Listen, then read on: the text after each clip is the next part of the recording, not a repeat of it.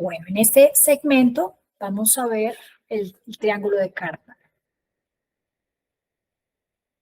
¿Y por qué está este tema aquí en este tema de relaciones? Porque aquí se da una dinámica de interrelación familiar que también trasciende o se ve reflejado en la relación con el otro, llámese pareja o una relación con un amigo o una relación a nivel laboral.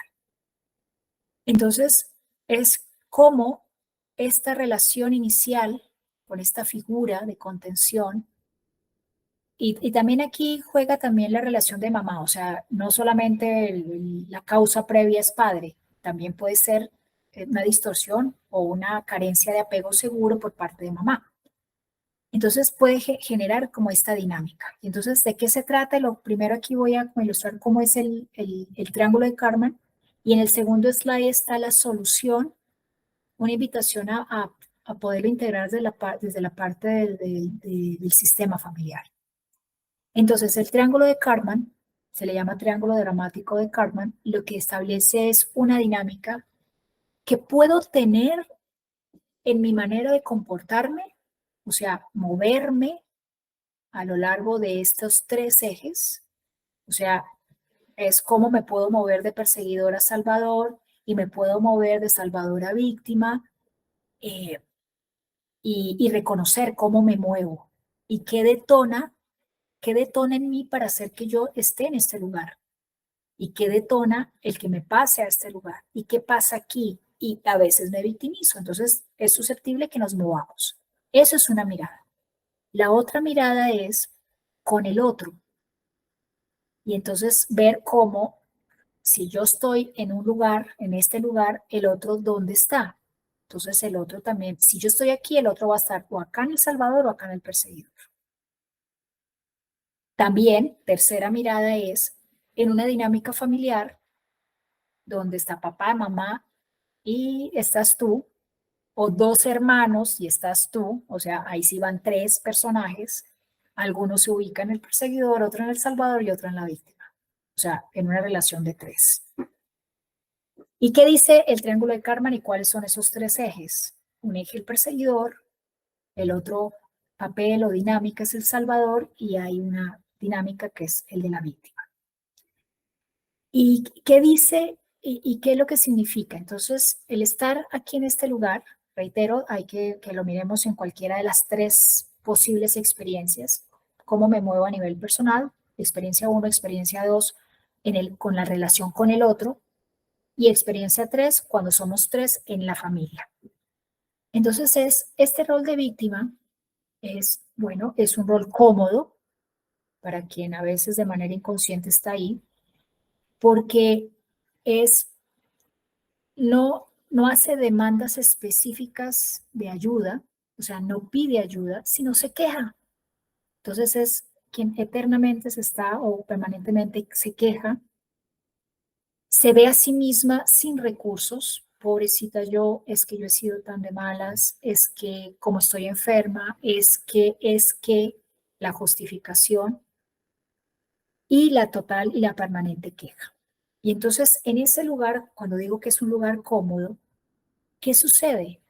Pues va a haber un alguien que va a atender y va a resonar desde el otro lugar, desde el lugar de Salvador, para atender todas sus necesidades, sin que haya el más mínimo esfuerzo por parte de este personaje que se llama víctima aquí, de pedir ayuda, de hacerse cargo, de hacerse responsable, de reconocer sus propios recursos.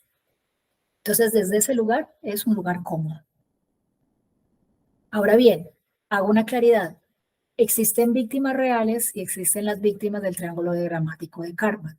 O sea, las víctimas reales no estarían en esa dinámica. ¿Qué es una víctima real? Quien ha experimentado un daño significativo de un perseguidor o de un violentador, etcétera, y que están resignificando su vida y están resignificando su lugar en esa experiencia. ¿De acuerdo? O sea, aquí estamos hablando de víctimas,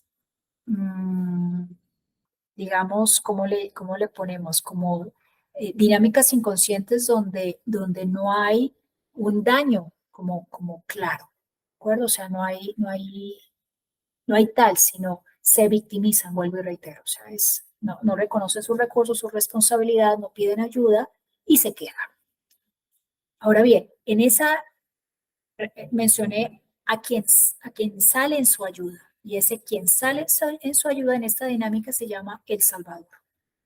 Y entonces este Salvador también es un lugar que busca reconocimiento inconsciente. Todo esto es a nivel como en piloto automático, como a nivel inconsciente, porque gracias a que la víctima está en ese lugar, el Salvador es útil.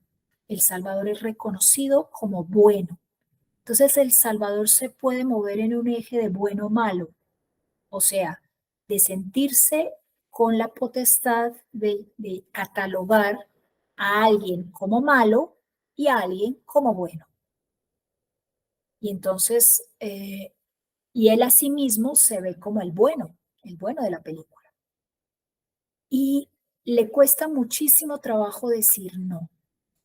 Y le cuesta muchísimo trabajo tratarse con amor, o sea, ponerse en primer lugar, porque a su mirada, la mirada del Salvador, está siendo egoísta y eso es incorrecto. Entonces va a haber también una mirada frente a la vida muy moralista, muy incluso de tipo religioso, porque la religión se ha encargado de dignificar, de incluso sacralizar, de poner en un lugar de santidad a, a los mártires, a quienes se sacrifican por otros, a los buenos. Y entonces esos buenos serán quienes entren en el reino de los cielos. Entonces desde ese lugar y desde esa mirada religiosa se le ha dado como un lugar muy especial al Salvador.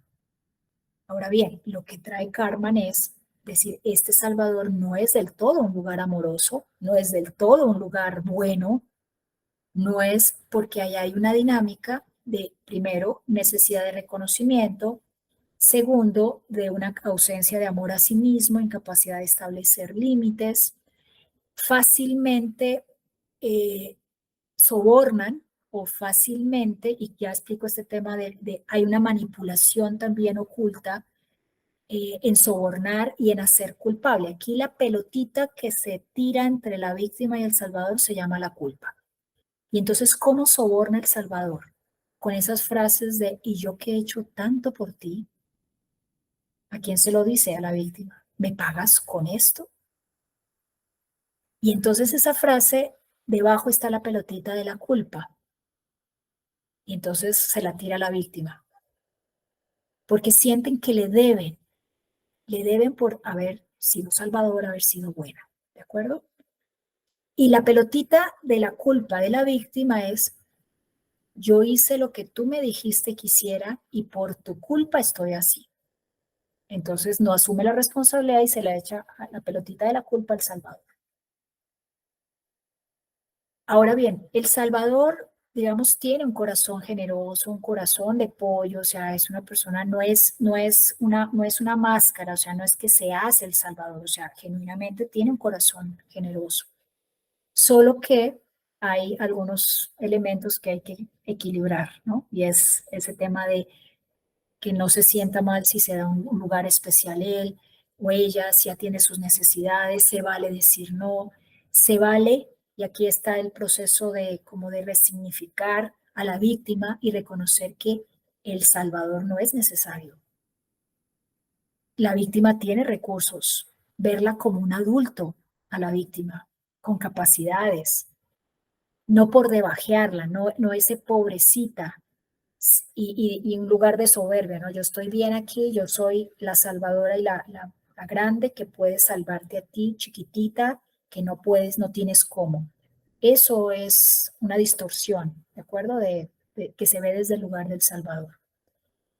Mm, muy bien, ahora nos falta el tercer eje, que es el perseguidor, perpetrador, violentador, etcétera. Entonces, él o ella, digamos, lo que reclama es justicia, reclama un trato justo, reclama ser visto, vista, reclama digamos, ser reconocido su autoridad, su lugar, su estatus. Es una llamada, un llamado de reconocimiento.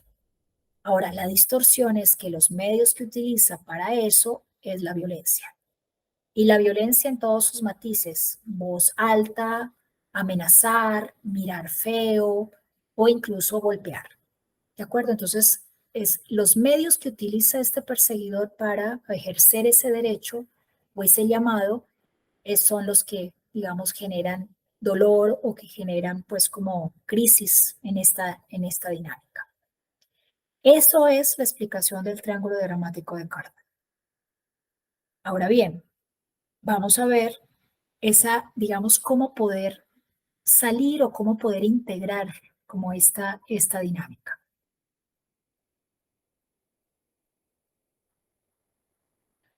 Lo que decimos desde la parte familiar es que la dinámica de Karpman, y esto lo dice William Glaser, esto que estoy compartiendo, está en un libro que si quieres leer se llama La psicogenealogía de Doris y Liz Langlois, parece francés, y, y digamos lo que trajo fue, aterrizó esta dinámica del triángulo de Karpman a la parte del transgeneracional, a la parte sistémica.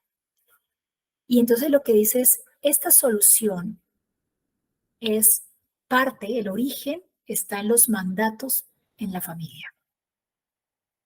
Entonces, esos mandatos, llamémoslo así, son los que pueden activar como esta dinámica en un sistema familiar.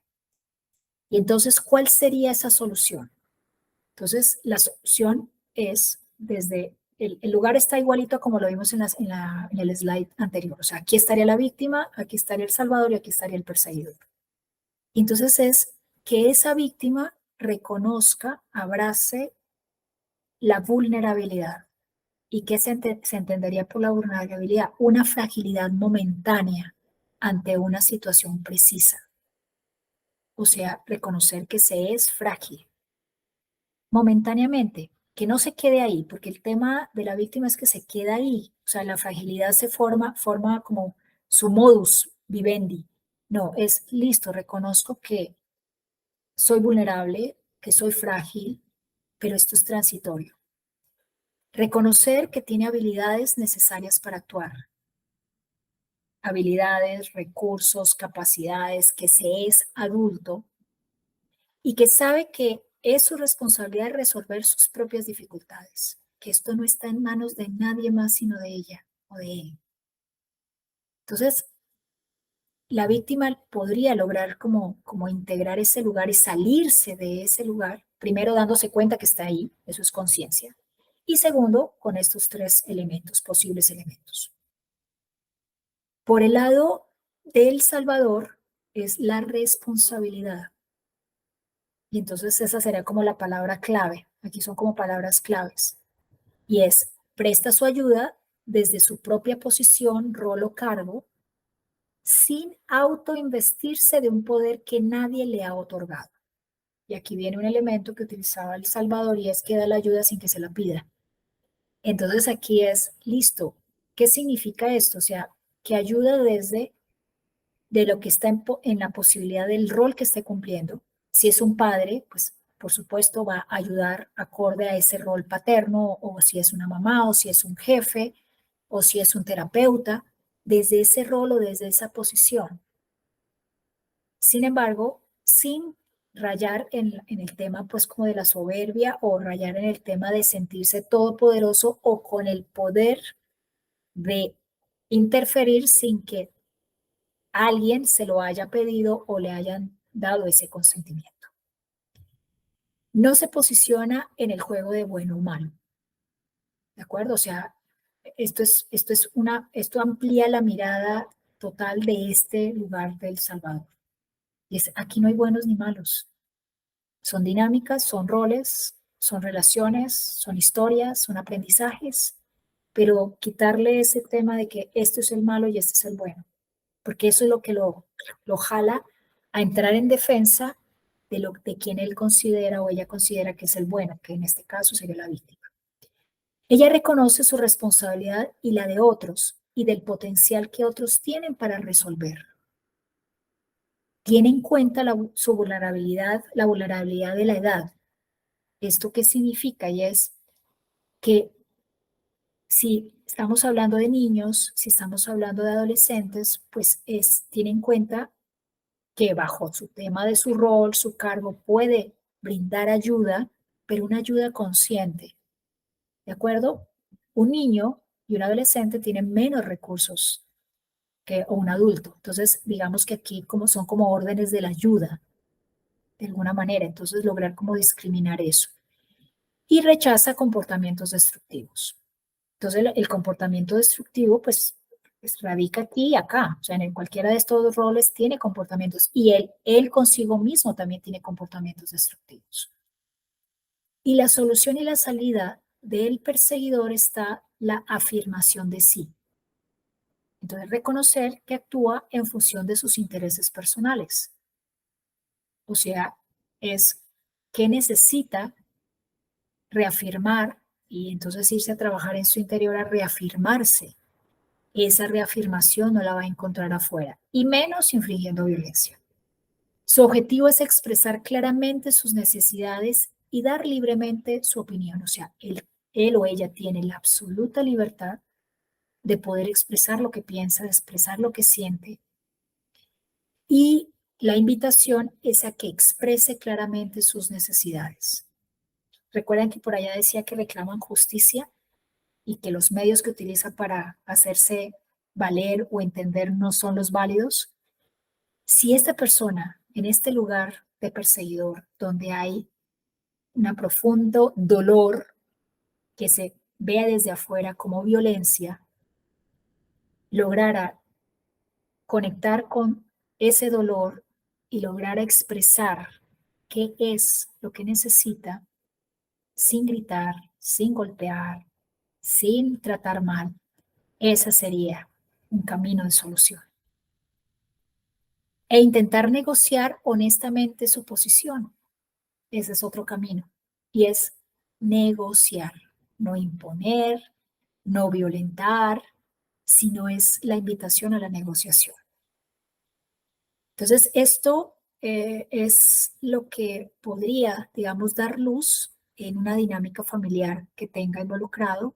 Todas nuestras familias tienen en algún momento esta dinámica, en algún momento o muchos momentos nos vemos en esto. Entonces, aquí la tarea es poder reconocerte primero en la cotidianidad. O sea, esto se da en el día a día. Cuando dije tres perspectivas, una, permíteme decirlo yo con yo, o sea, entonces a ver cómo me muevo, y es lograr darle conciencia, iluminar y ser conscientes cuando estamos en una dinámica de conflicto, una dinámica dramática y dónde estamos ubicados. Y ese mero hecho de darnos cuenta de dónde estamos ubicados ya automáticamente podemos elegir salirnos de él.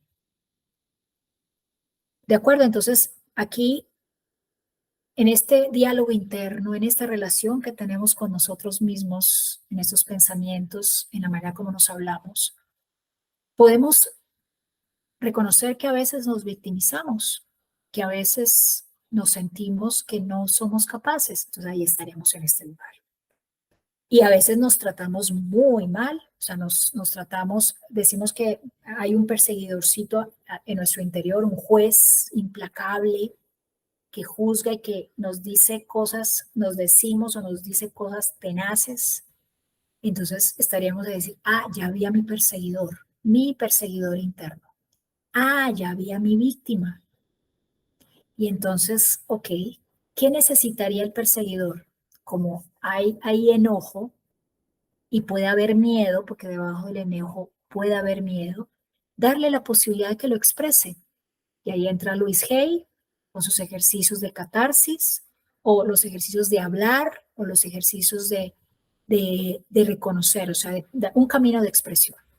Darle voz a mi perseguidorcito interno. A la víctima. Entonces la víctima es, a ver, si yo pudiera pedir, hacer una petición de ayuda a Dios, al universo, aprender a preguntarnos. Entonces aquí viene, ¿qué es? No estoy viendo que si lo veía podría manejar esta situación de manera distinta. ¿Qué no estoy viendo? O sea, ¿qué estoy necesitando? Si pudiera pedir ayuda, ¿qué ayuda pediría específicamente? ¿Qué necesito? Y entonces esto es un trabajo de conciencia para aprender a pedir. Y esa petición, digo, ¿y tengo a quién pedírselo? ¿Tengo a alguien que me puede ayudar aquí? ¿Lo puedo llamar? ¿La puedo llamar? Listo, en el mundo físico. O decir, requiero guía. ¿Y qué es eso que necesitas? ¿Y claridad en qué? Entonces es como formular una petición clara, preguntas claras, expresión de necesidades claras.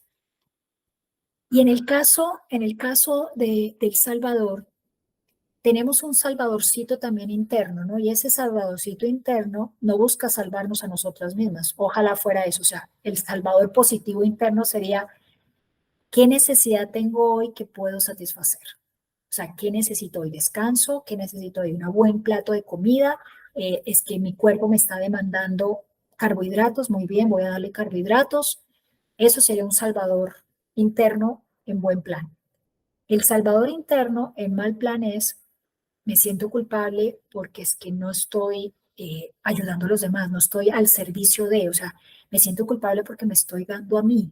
Ahí está el salvadorcito interno hablando al oído, decir, eh, tienes que atender a los demás, tienes que estar para los demás, no puedes descansar, ¿de acuerdo? Entonces, esa sería una manera de darle conciencia en la primera dinámica, yo con yo. En la segunda y tercera dinámica, que es en la relación con el otro, la relación en un triángulo, lo voy a unir porque la dinámica es muy similar, es si tú estás aquí de perseguidor o de víctima o de salvador, el otro estará en cualquiera de los otros dos ejes. Y entonces tenemos la posibilidad de salirnos de ahí, decir, me salgo del juego, no soy salvadora, él es responsable, ella es responsable, entonces, o le pregunto, ¿qué necesitas? Y eso no garantiza que yo le satisfaga la necesidad. ¿Qué necesitas? Muy bien. Y uno se pregunta, ¿puedo hacerlo? Muy bien. ¿Esto no va en detrimento de mi propio bienestar? Muy bien. Tengo la posibilidad de decir sí o de decir no. Y si digo no, no sentirme culpable. Entonces, y eso es un trabajo interno de autoobservación. Entonces, en la interacción. Ahora, con relación al perseguidor, entonces, tanto la víctima como, bueno, la víctima y el salvador, en esta relación con el perseguidor, ¿qué hay allá? Enojo, violencia, palabras en alta voz, en fin, manoteos. Y aquí el tema es, ¿qué puede hacer qué puede hacer la víctima? Voy a hablar primero con la víctima. Y es, tiene la opción de no estar ahí, no tiene que quedarse ahí, puede salirse de ahí. O sea, salirse de ahí es, en una relación, por ejemplo, de pareja, decir, este no es un buen momento, hablamos cuando te calmes. Y salir de la habitación. O sea, alejarse del perseguidor. ¿De acuerdo? El Salvador tiene, digamos, el Salvador como va en la defensa de la víctima, tiene también la opción, o sea, es evitar cualquier tipo de confrontación. Y es esperar a que esto se calme, a que él no deposite toda su furia o él o ella en quien se queda aquí o quien se queda aquí confrontando. Aquí puede haber un gran conflicto porque El Salvador pues va a hacer todo lo posible por defender a la víctima. ¿De acuerdo? Entonces El Salvador también puede pensar en su bienestar, en su integridad y retirarse y decir, esto me puede afectar, esto puede atentar con mi integridad, con mi bienestar y no, aquí no me quedo. Y no sentirse culpable por hacerlo. ¿De acuerdo? Este juego de aquí, víctima y perseguidores, en esas relaciones dependientes, aquí sería un ejemplo de lo que acabamos de ver de esta dependiente que se queda ahí con tal de no quedarse sola y que es incapaz de poder establecer ese límite, a menos que sea acompañada en terapia, en que se resignifique, en que se empodere, en que sane a la niña herida, etcétera, para poder elegir quedarse sabiendo que esto no va a cambiar, o de decir de plano, me retiro, me separo, lo denuncio, no tengo que estar aquí. Entonces la invitación es como a reconocer dónde estás en diferentes dinámicas. No siempre, reitero, estamos aquí. A veces nos ubicamos en el perseguidor y decir, ah, caray, estoy jugando al perseguidor y elijo retirarme, conciencia, o sea, decir, puedo primero calmarme, requiero expresar este enojo, sí, está bien enojarme, pero darme espacios para expresar el enojo y no enojada, no con ese enojo atentar o infligir daño a alguien. Si ese alguien recibe ese enojo, pues está y se queda ahí y no me establece un límite, estaría una víctima. Entonces, reconocer si estamos aquí, podemos estar ahí en algún instante, en algún momento, o pasar aquí o pasar acá. ¿De acuerdo? Identifica. Hay muchas cosas que nos irritan de papá. Y entonces identifica algo en particular que dices, ¡ah! Y no es el qué, es qué duele en ti. Es identifica el dolor que esa irritación genera. ¿Qué es eso que duele? Irrita, duele. Al ver allá a papá al frente con... Y entonces si esto se tratara de que eso que irrita es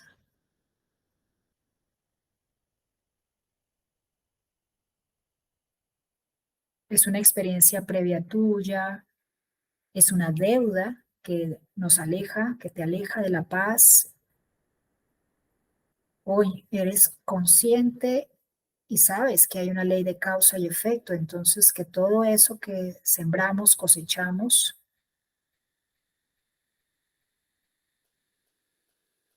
y si sientes o percibes que pueden haber efecto colateral, o sea, víctimas reales, o efectos generados a partir de eso que te irrita como comportamiento, como el decir, sí, soy responsable,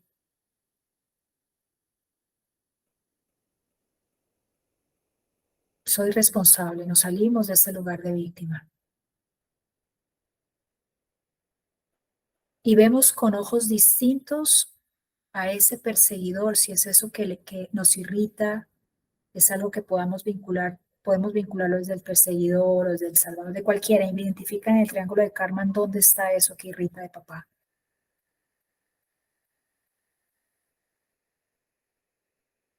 Y decir, y si esto es mío, de mi historia, de una historia anterior, porque no me veo en esta así, puedes elegir decir, sí, soy responsable y lo siento por el daño generado, lo siento por quienes experimentaron las consecuencias de mi actuar, de mi pensar, de mi hacer.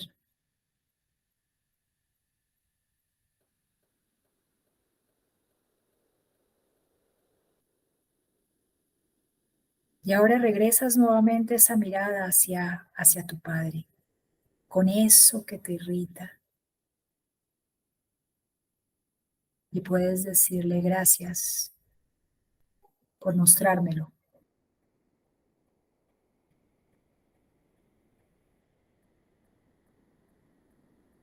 Gracias por mostrarme eso que aún no ha integrado, que quiero integrar en mi alma, como una experiencia tal vez de una vida anterior y estar en paz.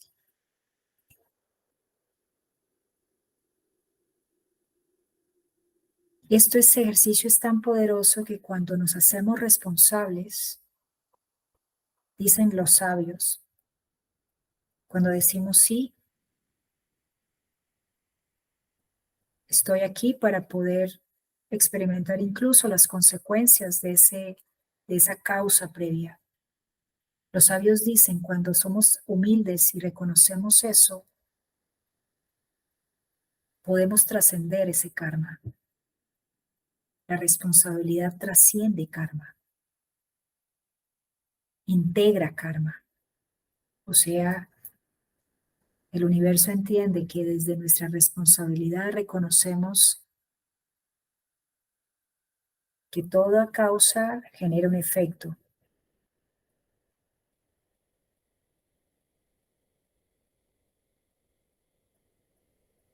Inhalamos, exhalamos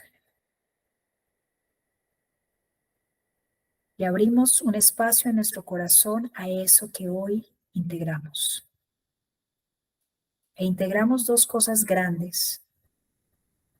Uno, nuestra propia experiencia, tal vez de una vida anterior. O sea, nos abrazamos nuestra alma. Y la otra, tal vez vemos a partir de hoy con ojos distintos ese rasgo, eso que nos irrita de papá.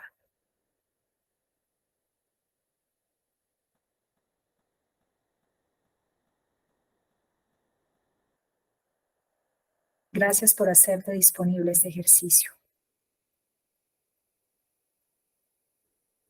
Si cerraste tus ojos, si los hiciste con los ojitos cerrados, los abres y permaneciste con los ojos abiertos.